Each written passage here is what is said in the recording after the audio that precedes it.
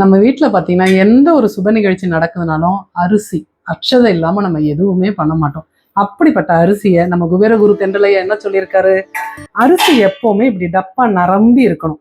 அப்படி டப்பா நிரம்பி இருக்கிற அரிசியில ஒரு பிஞ்சுன்னு இல்லை, ஒரு ஸ்பூன் மஞ்சளை நம்ம இப்படி சேர்த்துட்டோம்னா அரிசியோட தங்கம் சேர்ந்த மாதிரி. ஓகேங்களா, தங்கமும் கலந்துருச்சு. இப்படிதான் அரிசி எப்பவுமே நிரம்பி இருக்கணும். இப்படி அரிசி நிரம்பி இருந்தா உங்க வீட்டுல செல்வம் நிரம்பி இருக்கும், உங்களுக்கான வருமானம் உங்களை தேடி வரும், வீடு சுபிக்ஷமா இருக்கும். ஸோ அரிசியை மட்டும் காலியா வைக்காதீங்க, அரடப்பாவா வைக்காதீங்க.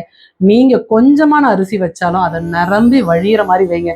அரிசி என்பது வெறும் அரிசி கிடையாது, நம்மளோட அன்னலட்சுமி திருமகளின் உருவம். அதுலதான் நம்ம வாழறோமே. ஸோ அப்படிப்பட்ட அரிசியை நம்ம எப்பவுமே நிரம்பி தென்றலையா சொன்ன மாதிரி ஃபுல்லாவே வைங்க. உங்க வீடு ரொம்ப சுபிக்ஷமா இருக்கும்.